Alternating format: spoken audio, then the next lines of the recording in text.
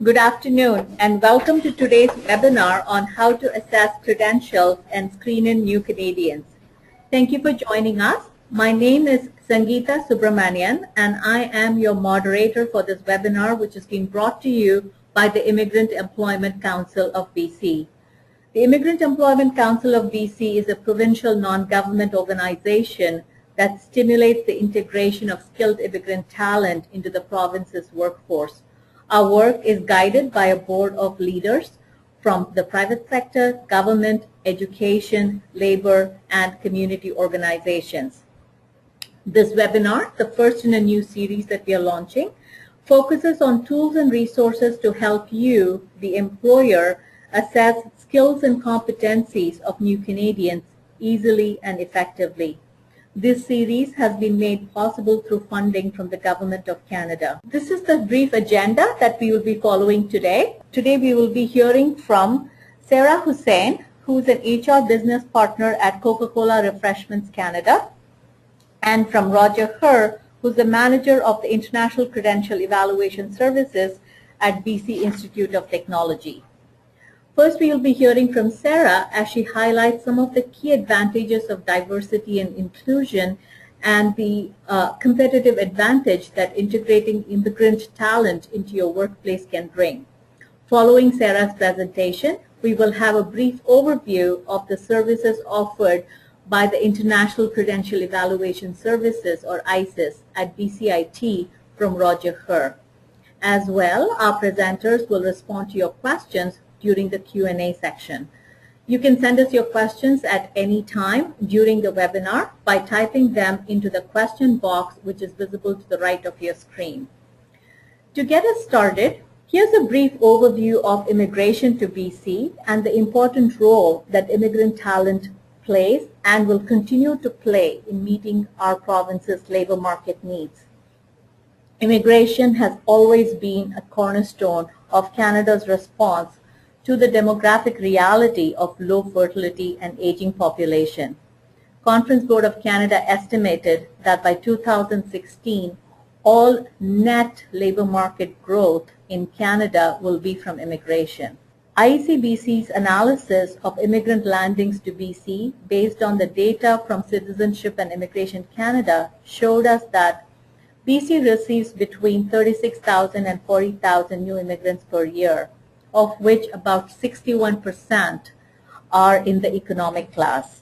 And this number is growing. 49% of economic class immigrants are in the prime working age of 30 to 49 years when they immigrate. Over the past decade, the number of international migrants moving to BC has grown. Between 2001 and 2006, BC's non-immigrant population grew by 2.9%, whereas its immigrant population grew by 10.8% during this same period. So we know that significant population growth in BC has come through immigration. However, the reality is that immigrants in BC continue to face challenges in finding employment suitable to their education and experience. The reasons for this are varied and complex, but one of the key hurdles is that employers do not have the capacity to assess overseas education and experience effectively, and that's where IEC-BC's work and the tools and resources that we create comes into play. To help employers get over this barrier, IEC-BC partnered with the BC Human Resources Management Association to create a tool called the New Canadian Assessment Resource. This tool essentially addresses 4 common areas of challenge faced by employers, and this is what we've heard from employers in the work that we continue to do with them. And this is in assessing resumes from new Canadians. Employers are often unsure about how to assess language proficiency, international academic credentials, professional credentials that have been acquired overseas, and international experience. The New Canadian Assessment Resource, which is housed within the tools and resources library of our website within the higher talent section. So what you see on your screen now is a screenshot of the page where this tool is featured. and you will see that under Tools and Resources, there is a section called Assessing Resumes of New Canadians. And this is where you will find sample resumes for 13 different trades and occupations. And with each resume, there's a section that provides you resources and solutions for these commonly faced challenges. As you can see from this shot, the Tools and Resources library also features tip sheets that we have developed on finding, hiring, and retaining immigrant talent. These are useful tip sheets that you can use as you start to develop your own HR practices and policies in your workplace to hire and integrate immigrant talent more effectively. Before I invite our first presenter, Sarah Husain, it would be great to know who's in the room, so to speak. There's a poll that's going to show up on your screen right now, and we would like you to respond to that so we have an idea of who is in the room and the interest that we have from various sections of our audience. While you're responding to the poll, I'd like to introduce to you our first speaker, Sarah Husain. Sarah has been a practicing human resources management professional for 8 years. She has experience with small, medium, and large businesses, both national and international. Sarah is currently an HR manager at Coca-Cola Refreshments Canada, supporting supply chain operations for Western Canada. Previous to this, she worked as an HR consultant at both Rocky Mountaineer and Industrial Alliance. Sarah is a true HR generalist with experience and interest in diversity practices within organizations. Sarah holds a BBA from Simon Fraser University and is a certified human resources professional. She was also a founding member of OCW Arts and Publishing Foundation and is actively involved with the BC Human Resources Management Association. Outside of work, she's passionate about politics and currently presides over a newly formed provincial political party in her spare time, the YPP of BC. Before Sarah begins her presentation, here are our poll results. So 47% of our audience are employers, 12% from government, 7% represent post-secondary institutions, and 13% are from immigrant community service provider organizations, and 21% are either individual HR practitioners or consultants. Thank you for responding to our poll, and now over to Sarah.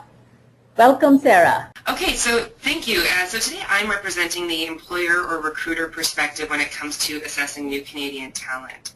And I'm going to start today by defining diversity and inclusion, because these phrases tend to get thrown around a lot, and sometimes things have a tendency to become business buzzwords. And when that happens, we might kind of forget what they mean or even have some resistance when we hear them. So I'm going to start by defining these two concepts so we're all on the same page about what I'm talking about today and what we're talking about today when it comes to diversity and inclusion. I'll then talk about why these concepts are so popular and what the business case is for having diversity and inclusion in your workplace, and some promising practices for enhancing diversity and inclusion at your workplace. So starting with a simple definition of diversity, you can just look this up online, but it is the condition of having or being composed of different elements, especially the inclusion of different types of people, people from different races or cultures in a group or organization. Diversity is everywhere, and that's a key thing to remember here, which is that when we say, oh, this workplace isn't diverse, it is diverse. As long as you have the presence of more than one person, you're going to have an element of diversity and diversity of thought. But the question is, are we diverse enough? And what is enough? And what does that mean in our workplaces today? So that leads into the question of inclusion. The way I find easiest to understand inclusion is it is the road to diversity. It is the act or the verb needed to reach diversity. So inclusion is how we enhance diversity. And just recently I saw a little diagram that I found really helpful, so I'm going to share it with you today as we talk about the concept of inclusion. So this little circle represents your organizational culture, And within that circle are your little dots, so it looks a bit like a bowling ball, but that's actually supposed to be your organization. What do we do when we have employees, external, or even customers that are a little bit outside of our corporate culture? You know, one might think that one option is to try to fit those dots within your current culture. But if you are being inclusive or having inclusive practices, you are actually going to do this. And you are going to make your circle bigger. You are enhancing the size and complexity of your own culture to be inclusive of others. So that's a simple way of kind of remembering it and sharing with your colleagues as you talk about the concept of inclusivity. So if you find yourself asking, you know, are we diverse enough? I've listed some questions here that might help you get to an answer. So the first question is, does my current talent or workforce understand the cultures and values of our customers today? Who are your customers? Do you know who your customers are? And do you have the cultural competency to tap into them in a meaningful way? Who are your customers tomorrow? I mean, Sangeeta shared some very interesting facts about immigration patterns and trends. So the customers you have today will be different tomorrow, next year, and in the next 5 years. So do you understand how they're changing? Do you understand their culture and values? Are there people in the market now that you want to tap into but don't have the internal know-how or competency to tap into that group? And then comes the question of innovation. Are we innovating enough? Are we changing with technology and trends in our organization? And can we innovate faster? Are we being competitive? Are we keeping up with our competitors? If you can answer no or I'm not sure or maybe to any of these questions, you might have a question of whether or not your workforce is in fact diverse enough. So I want to talk about, I've talked a little bit about, you know, what is diversity, what is inclusion, and some questions you can ask yourself when you're assessing the diversity in your workplace and wondering whether or not you are diverse enough. And so I want to share with you from the company I work with, which is the Coca-Cola company, our business case for diversity and inclusion, which is a big one. It's a complex one, but at a very high level. Pictured on the screen is the CEO of Coca-Cola, Muhtar Kent, and I really enjoy his message that he shares around our diversity, which is that it should be as inclusive as our brands. So we don't sell the same product in every single market. We change our product, you know, in Africa, in Central America, in Europe, in different parts of North America to match consumer trends and consumer demands. And so we are inclusive in the products that we offer. However, our diversity should also be inclusive. Within our organization, we need to make sure that we have the talent and skills and know-how to read those markets and know those trends. And I recently learned an interesting fact about my business in particular, and speaking about the U.S., but you know, Canada is very similar economically in many cases, that by 2020, the USA will have a minority majority, and this is the business case that Coca-Cola is working with, that by 2020, over 50% of the population will be considered a visible minority. So 100% of our future potential, and they actually say 100% of our future potential is coming from continents such as Asia, Africa, and Central or South America. So this means we have to ask ourselves today, do we have the talent in place to capitalize on this new business and to navigate these new cultures? I'll talk to you a little bit more about the business case, why we should be hiring new Canadians. The first is that you can be more competitive if your workforce reflects your client and customer base. Some of your customers may have a different approach to doing business or would prefer to work with someone who speaks their own language or understands their customers, their cultures, or their customs.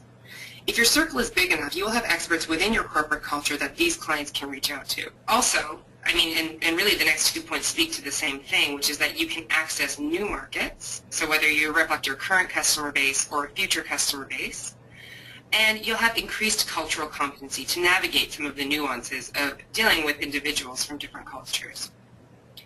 The diversity of thought or ideas does lead to innovation, and there's no question about this. We all know the term groupthink or the risk of having kind of a homogeneous thought process at senior leadership levels. You need people from different generations, from different walks of life, whether they're from different countries or speak different languages, and have different education and experiences.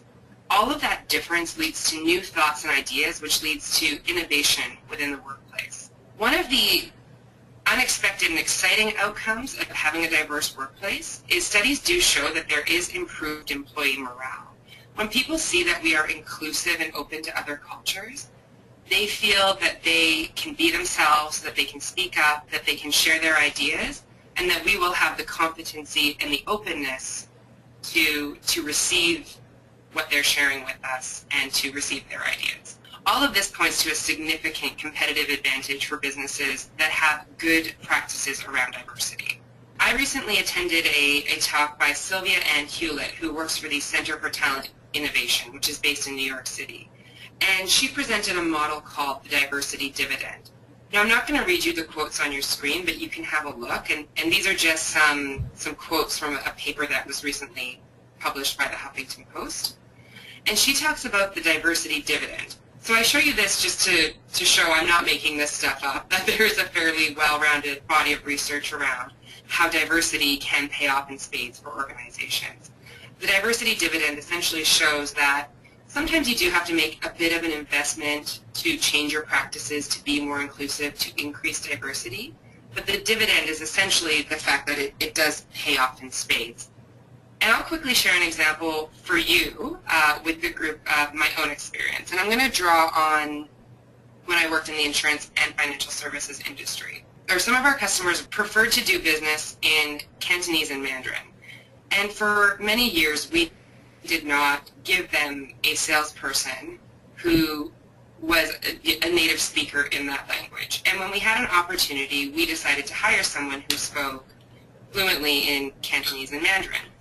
And we thought that this was a good thing to do. We didn't really realize how much potential was untapped. So what happened was we had to be a little bit more inclusive because this individual that was perfect for the job did not actually have any Canadian experience or education. But the individual did have a university education from Shanghai and had industry experience in China. And we were impressed enough, and we did our research, and we took a bit of a risk, you know, because we didn't know the business in the institution that she came from. But we brought her in to help serve this market better. And the result for this organization was actually not just an increase in sales from this group, but actually a very substantial increase. And it attracted new customers that we didn't even know we weren't accessing.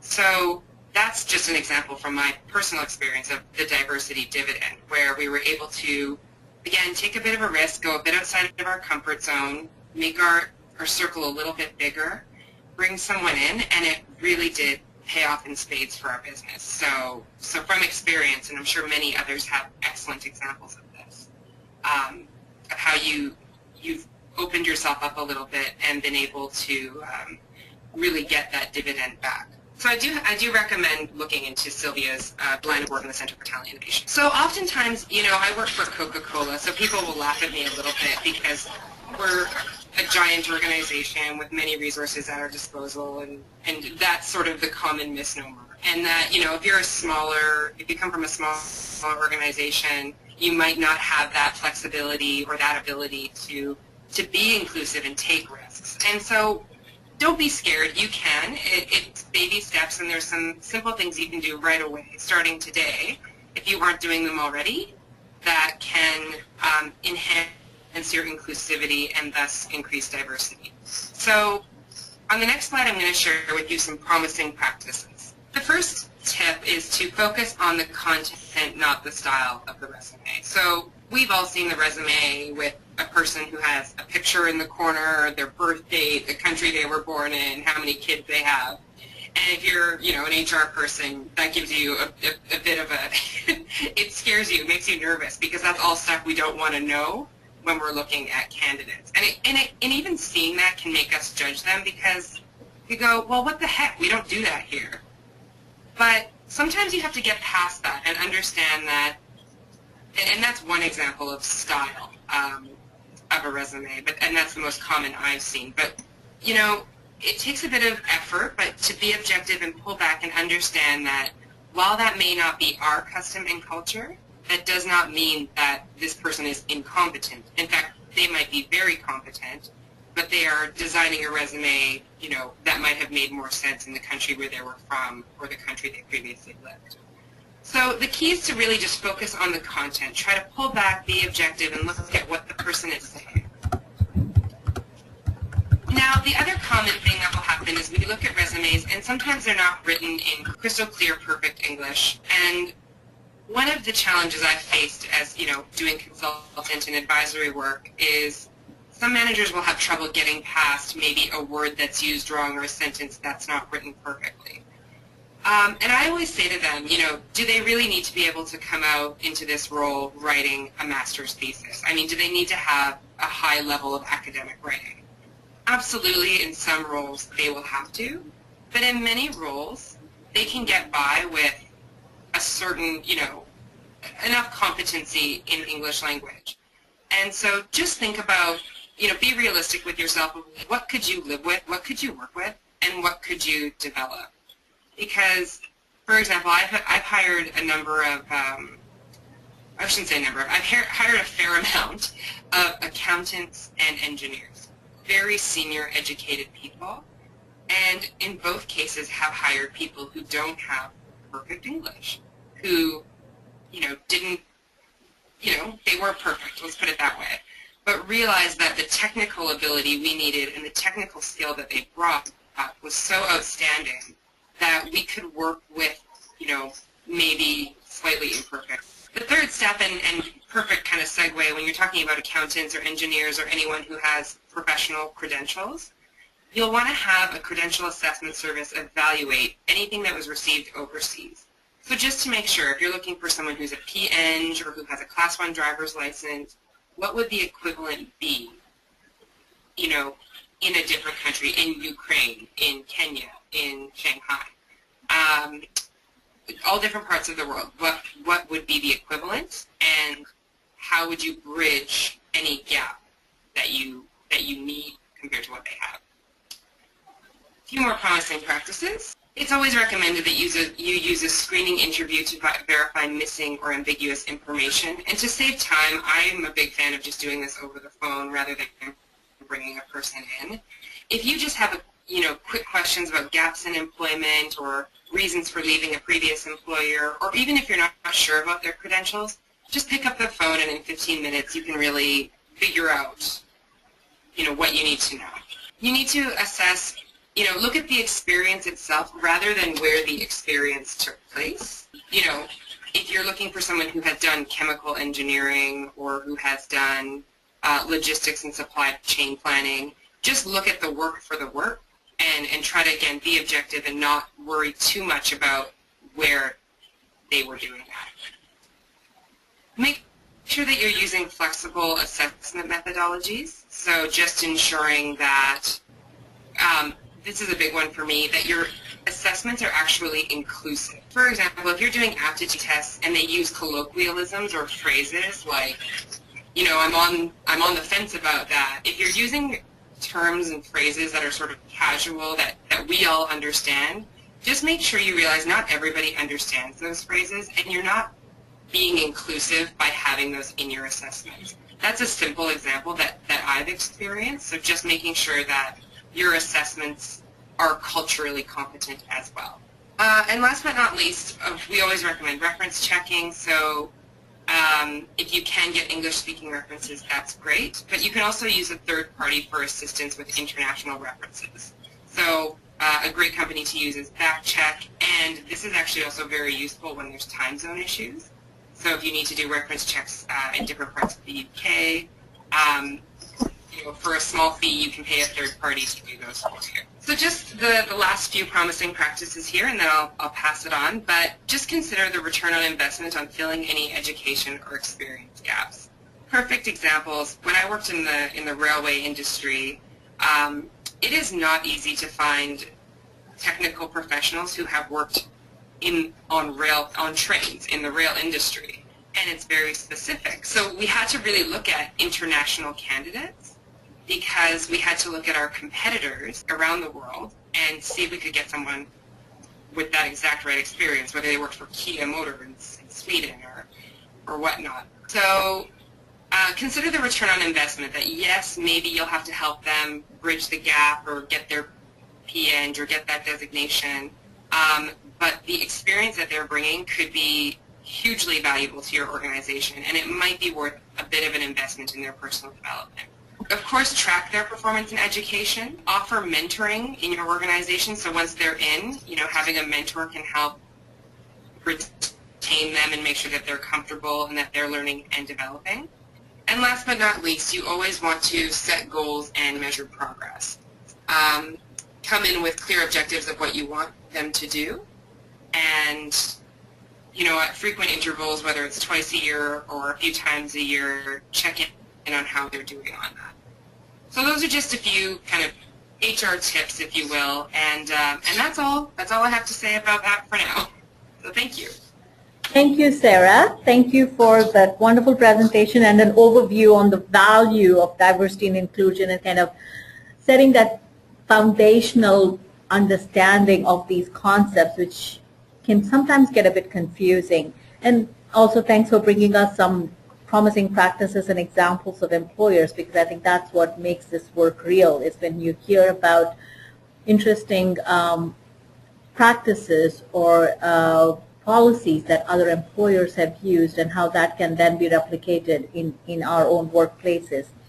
I'd now like to turn to Roger Herr, who's our second presenter, to focus on one of the key questions we often hear from employers is, how do I know that and Sarah mentioned this, the international or the educational credentials obtained outside of Canada, and how do they match up with, the same level of education? So if someone says they have a bachelor's in sciences from the University of Shanghai, what does that mean in the Canadian context? And to address this question, allow me to introduce you to Roger Herr. Roger Herr is the manager of the International Credential Evaluation Service, ICES, at BC Institute of Technology, and has worked in credential evaluation and international education for more than 20 years. So he knows what he's talking about. As a representative of the provincially mandated Credential Evaluation Service in BC, Roger liaises with various employers, professional organizations, regulatory bodies, educational institutions, and internationally educated individuals.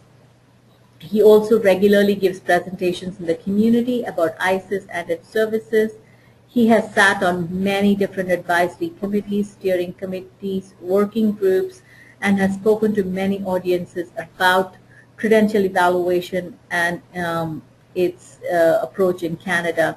He's married with 2 children and is passionate about photography. So now over to you, Roger, to tell us a little bit more about ICES and how employers can use it. Thank you very much, Sangeeta, and it's a pleasure to be here today. It is interesting being online and listening to all the comments and seeing all the attendees that are logging into the system, but thank you very much. So as Sangeeta mentioned, we are the provincially mandated service in British Columbia. We are actually a founding member of the Alliance of Credential Evaluation Services of Canada. There are 6 services across the country. There's one called IQAS that's in Alberta, ICAS, CES, and WEST that are actually in Ontario. There's another service in Quebec that represents the Quebec immigration system, but we all do very similar work with regards to credential evaluation. We are a service of BCIT, but by and large the number of clients that we service far extend past BCIT. Many of our clients will actually never have any further interaction with BCIT, so essentially individuals are looking for employment, they're looking for registration, they're looking for some sort of licensure within the regulatory body, or perhaps they're even just looking for some sort of decision making in terms of what they would like to do next. We do work under the cost recovery model, so 100% of the fees that we collect with regards to our evaluation service are actually put back. In all honesty, about 95% of that is actually covered in salary. So we do share a lot of the overhead with BCIT, but in fact we don't actually receive any further funding, unlike some of the other services across Canada.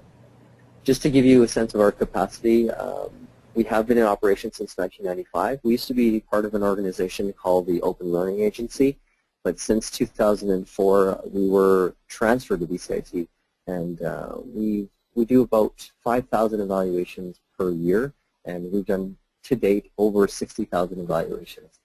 Generally speaking, the countries of origin that we see are parallel to that with immigration. So the majority of applications come from the Philippines, from China, and from India, and then the other countries kind of filter below. Why have your academic credentials evaluated? First of all, I think it's important to mention that it's not always mandatory for you or an individual to have a credential assessment, but it is important for individuals to make sense of what their credentials actually mean. And having a credential assessment in hand is important because, as you may well know, many of the companies are small and medium-sized businesses that may not have an HR representative or a firm or a department to do those sort of checks. So predominantly you're seeing the employer being responsible for making that check or vetting that sort of information. In all cases, they want to be sure that they're hiring the best candidate and an individual that's representing themselves as being a legitimate holder of an academic title or an academic degree. And it is quite difficult to understand when it's coming from other countries, especially when it's coming from a country that an individual is not familiar with. So we always recommend for the individual to find out whether or not an individual needs a credential assessment or not, and then they can go forth with the requirement. The organizational agreements that we have within BC and across Canada are very transparent. Many of the organizations that require a credential assessment will tell the individual up front that requirement is in place, and if so, we can do an assessment for them.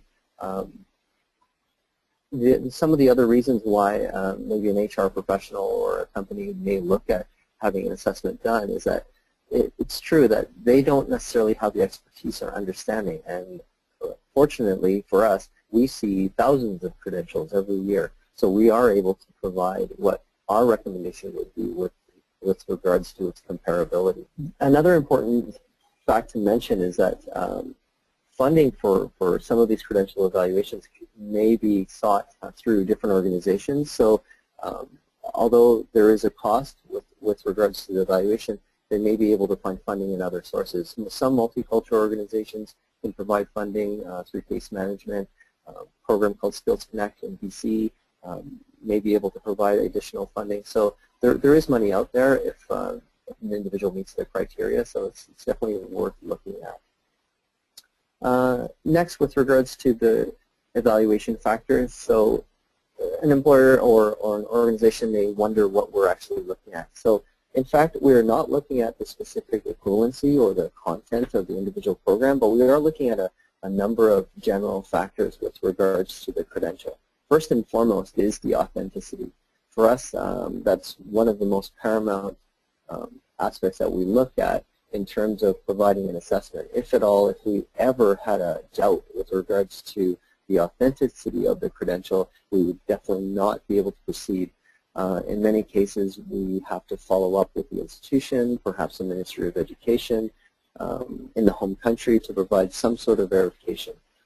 Next, we're looking at things like the level of the credential, what was required to get in with regards to the admission, the duration of the program, and which sort of access that program would allow in their home country. So, for example, does the bachelor's degree then allow for an individual to go on to graduate level programs? We look at all those individual factors. And lastly, the recognition of the program and institution is being very important as well. As individuals may know, throughout the world there are institutions that are non-recognized, so there isn't a sort of accreditation process with regards to how they operate, and that's certainly important when looking at legitimate education. So a question like I'd like to pose to employers and HR professionals out there is that, what is their current process? How do they verify if an individual purports to have a degree or a credential? How do they check? Do they call the country? Do they call the institution? Do they merely look at the documents and make an assessment? And how sure are you with regards to what that credential represents? In some cases, I mean, we have different names for credentials. A bachelor doesn't always equate to a Bachelor a master doesn't always mean that it should represent a master's degree here in Canada. So those are some questions that you may want to ask yourself when you're looking at specific credentials. Secondly, does that credential meet the minimum qualifications for your requirements? So if you have an educational standard that you need to meet as an HR professional, whether that's grade 12 or bachelor's degree or graduate level degree, does that credential that you're accepting, again, represent what you're looking for? We have 3 different types of reports within our service, basic, comprehensive, and supplemental. And we charge per credential, so that's something an individual has to make a decision about whether or not which credential to have evaluated if they do have multiple. Generally, we recommend individuals to have the credential that fits their need to be evaluated first and foremost. So to give you a loose example, if an individual was applying for a job that required them to have, let's say, some knowledge in computers, and they have a Bachelor of Science in Computer Science, they also have a Master of Science in Arts and Fine Arts, or, for example, most likely, even though the master's degree would represent a higher recommendation, generally we would recommend the individual have their Bachelor of Science, Computer Science evaluated for that specific purpose. If individuals are kind of at a loss, we still recommend to have their highest level credential evaluated, but like I said, it is important to examine what the individual's needs are. Lastly, we have a report called the supplemental report, and the supplemental report was actually very specific to an organization. Some of the organizations that we are affiliated with have specific needs and purposes beyond what can be shown in an evaluation, so we've worked with them to customize and tailor specific information for their needs, and this is only required for specific organizations that we have agreements with. So the way that ISIS works is that we do have a general methodology with regards to how we set up the evaluations and how we produce the comparability statements on the reports. We do have many different affiliations with over 100 different organizations in BC and across Canada that accept our reports for their purposes, and including municipal, including provincial and federal bodies. So we do work quite closely with the different organizations that we work that accept our evaluation. So you may ask what is required with regards to the applicant. The applicant does have to submit to us some sort of completion certificate and an academic record, whether that's a transcript or whether that's some sort of paper or mark sheet or something that represents their academic achievement, the courses that they've completed. It does vary across the country. I mean, I believe one of the preliminary questions that came in said that do we take into account the different systems in different countries with regards to documentation? And the answer is absolutely. We do understand that there is difficulty. It's not as easy for some countries or some institutions or individuals here just to pick up the phone and requisition a transcript to be sent somewhere. In other countries, it is quite a difficult process. It could be laborious. It could cost more money. We definitely understand that there are more hurdles and challenges with regards to other systems, but on a very base level, we do need these academic documents for us to proceed with an evaluation. In all cases, at least in the experience that we have, somebody can produce some document to prove that they've completed some level of education. Now, the different forms it takes is definitely different across the board. However, we still would have to have that documentation in order to proceed. An individual also has to produce translations if the original documents are not in English or French, and translation services can be acquired through the Society of Translators and Interpreters of BC.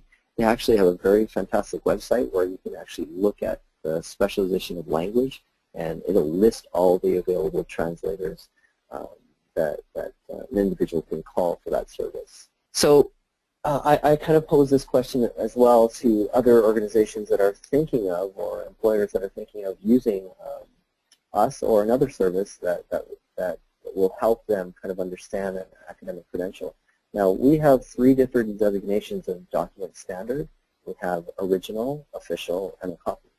Basically, the original document is something that's been issued by the school that can be verified, that usually has the stamps and seals and signatures of the school. Has been produced by the school, and it's not a photocopy or a notarized copy. The main difference with an official document is that the document originates directly from source and is sent directly to our office. So we can verify the chain, and it hasn't been broken by a third party, so we can directly trace that the document has arrived directly from the school. The reason why we have this distinction is that some of the organizations that we deal with require the report to be based on a higher document standard. Now, as a base level, again, we, as ISIS, would accept an original document for evaluation. However, if an individual is applying for a higher requirement, or to a particular organization or regulatory body that we have an agreement with, they may need to satisfy a higher document standard. So they would have to requisition official documents to come directly from their school to our office. Lastly, we have a designation of copy. Now, we treat photocopies and notarized copies the same way, and the reason being is that notarized copies themselves don't represent any more value, especially in our eyes, with regards to the authenticity of the document. So the document itself has to be able to be verified, and in many cases, notaries are not representatives of the institution, nor do they verify the actual authenticity with the institution. In many cases, what the notary is doing is they're verifying that they see something that they think is an original and verify that with the photocopy and stamp it and seal it and accept the individual's payment for that verification. But in fact, they're not verifying the results of that document as being authentic. Just some final tips with regards to the evaluation itself.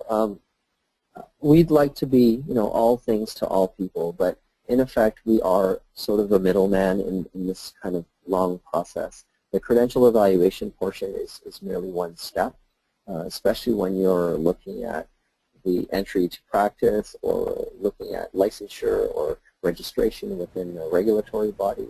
So, in effect, we are doing something for someone, and we can't always provide all the information for the individual. Now, we certainly have affiliations with these organizations they're applying to, but we can't provide the comprehensive evaluation or comprehensive advice or suggestions to how they would be successful. Next, I think it's really important to understand what an individual's needs are, whether they need to actually do the evaluation for a specific purpose or not. And as I mentioned previously, not everybody will need a credential assessment. And many of the regulatory bodies may do their own assessment. So just to give you an example, the nurses, the doctors, the lawyers, architects, all will need an assessment from their own regulatory body in order to proceed with license to practice.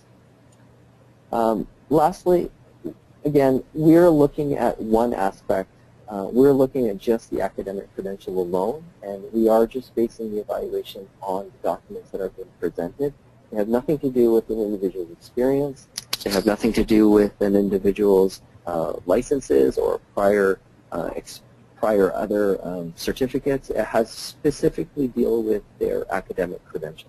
Our evaluation itself is advisory in nature, so ultimately it is dependent upon the recipient to accept or reject that recommendation. I think it's important to mention it because we are presenting our opinion of an individual's credential based on our research. Again, an institution or organization may decide to supersede that. They may understand it as something else. So it's important to mention anyway. Our contact information should be on the last slide itself. Yes, here it is. Right.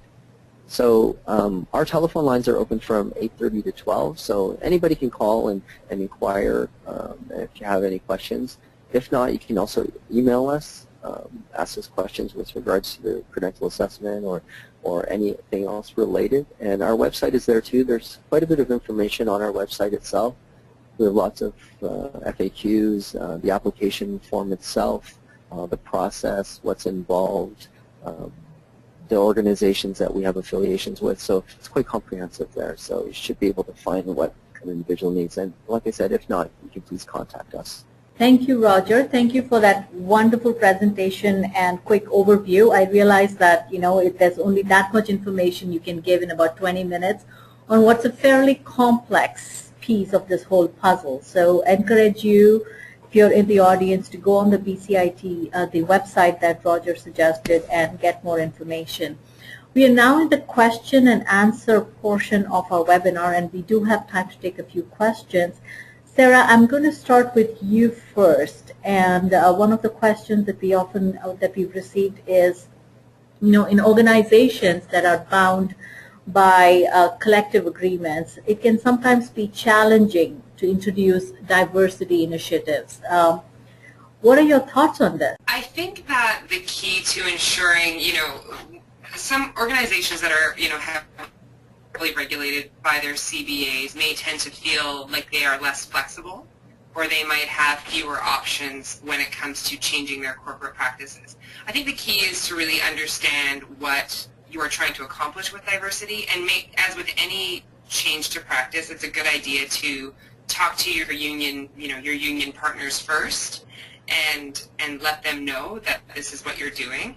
I did have experience dealing with a union when we were trying to form a diversity committee and get unionized members to participate. And they were actually quite open to it. We just told them in advance, we told them our reasoning for it, and they supported us. So if you have a good relationship with your union, or you're working on a good relationship with your union, this is a good step towards that. But the other piece is making sure that both you, the employer, and the union understands that this is not a quota-based system, and that you are not undermining any merit-based recognition programs or seniority recognition, that this really is just a change to the culture to be more inclusive. Perfect. Thank you. Roger, a couple of questions for you around the ICES evaluation process. You did talk about how important authenticity of the documents is in your evaluation process. So can you tell us a little bit more about that? Specifically, how do you deal with someone submitting a fake degree or some other fraud? And kind of a corollary to that is, if a candidate who's applying for a job submits an ICES evaluated report, can the employer get in touch with ICES to confirm that this, in fact, is actually a report that was prepared by ICES? So there's two parts to that question. Sure, yeah. I'll answer the second part first, actually. Absolutely. If any employer, anybody who receives an evaluation can most definitely give us a call to verify the results of an evaluation. It's interesting that you mentioned that, because a couple of years ago we did get a verification request from, I believe, the ministry in Victoria, and one of the ministries in Victoria, the individual was applying for a job, and they submitted actually a fraudulent credential evaluation that was supposedly from us. They faxed it to us, and luckily the individual that was working on the hiring team recognized, or at least understood, what we did, but the report resembled nothing that we had produced in the past. They actually even spelled Burnaby incorrectly, which was kind of funny. But so it's definitely, I mean, the possibility or the risk of fraud that exists, is really pervasive to any area. It's not just the credential. It's not just the academic credential itself. In that case, it was actually our report that was being fabricated to represent something else. Now, to answer the first part of your question, the fraud aspect is something that we take very, very seriously here. It's something that we look at very closely, and as I mentioned before, if we had any doubt with regards to the authenticity of a credential, we would never go ahead with the evaluation. We would verify the results, whether that's with the institution or whether that's with the ministry, and figure out what the actual the problem was, or whether the institution had actually issued the credential. Now, I have to tell you that, generally speaking, fraudulent credentials the percentage of fraudulent credentials is actually quite low amongst credential evaluation services, but that exists because generally you don't want to try to pass off something as fake to somebody who's an expert in the area. So in our office, we see less than 1% of fraud, but we do see it, and some of it is actually quite good with regards to quality. There are websites out there that sell credentials that look exactly the same as what you would receive from different schools. So it is a very serious offense with regards to what it represents and what the ramifications can be. So it's something we take very seriously.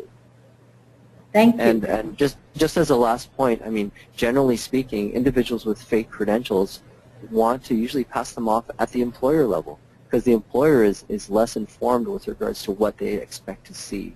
So that's where it probably happens more often in comparison to our office.